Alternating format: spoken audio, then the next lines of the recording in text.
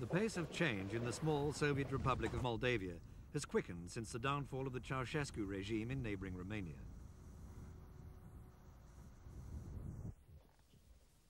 More than 60% of Soviet Moldavians are of Romanian origin. Signposts in two alphabets are an indication of Moldavia's dual identity. Last year, Moscow bowed to pressure and allowed the Romanian language to be printed in Roman script. Children are taught Romanian, their parents' language, before Moldavia, then Bessarabia, was annexed by Stalin in 1940.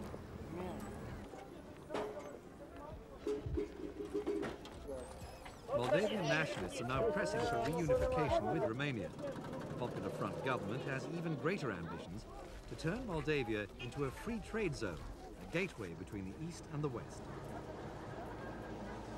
But to attract Western business, Moldavia needs an economic turnaround. It suffers from the same shortages and rationing that plagued the Soviet economy.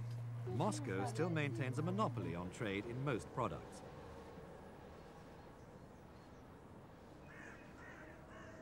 The seat of parliament in the capital Kishinev and many of the city's streets retain the symbols of the country's 50-year-old links with Moscow.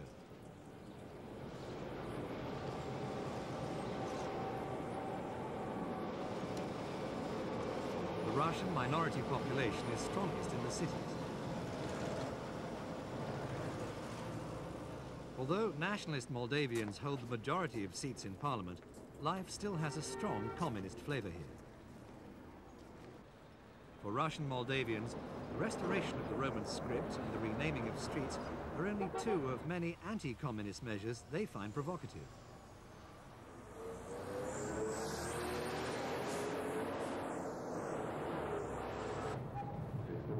The first step towards independence was the Republic's declaration of sovereignty on June the 23rd. It followed similar moves in the Baltic republics, Uzbekistan, and the Russian Federation.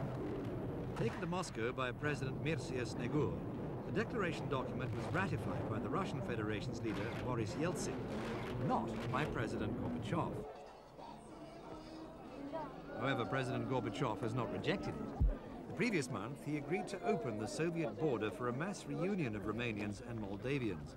For 6 hours, thousands milled back and forth across a frontier bridge over the river Prut that divides the two countries.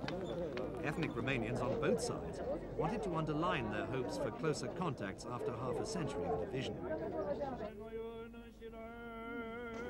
At an Orthodox church service, the Romanian patriarch called for unity between his country and ethnic Romanians in Moldavia.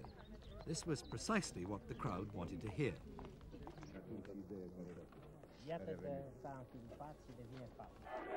These Moldavian nationalists, waving the Romanian flag they've adopted as their own, want even more. They want to sever all links with the Soviet Union and become part of Romania. Since the victory of the Popular Front in the February elections for Moldavia's Supreme Soviet, television news has reflected these nationalist tendencies. Moscow's reactions to secessionist drives within the Soviet Empire are closely monitored.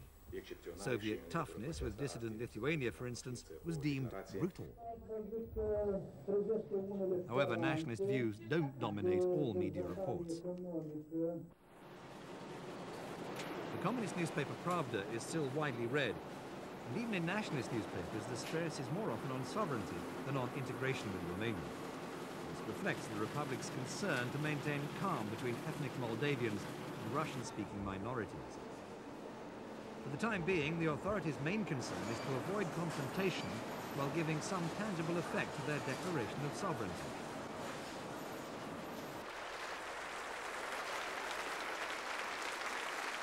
At a rally marking 1 year since the adoption of Romanian as the official language, Prime Minister Mircea Snegur openly turned to the West.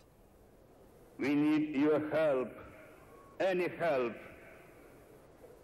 to enable us, the Bessarabian people, build a proper future based on the strong modern economy. Economic difficulties have heightened tensions between the two communities. Russian-speaking minorities feel threatened by the prospect of secession, which could endanger their jobs and livelihood. In this recent protest, pro-Soviet demonstrators tried to storm parliament during a debate on independence. crowds waving the green and red flag of Soviet Moldavia demanded the return of Russian as the official language. Ethnic Russians aren't prepared to accept that they should learn Romanian to keep their jobs. Despite long waits, Romanians and Moldavians can now travel between their two sister countries. The Kremlin hasn't disavowed Moldavia's sovereignty declaration and has allowed all pro-Romanian measures taken so far to stand. However, it remains to be seen whether Moscow would accept, even tacitly, Moldavia's reunification with Romania. And resentment from Russian-speaking minorities in Moldavia could undermine the country's stability.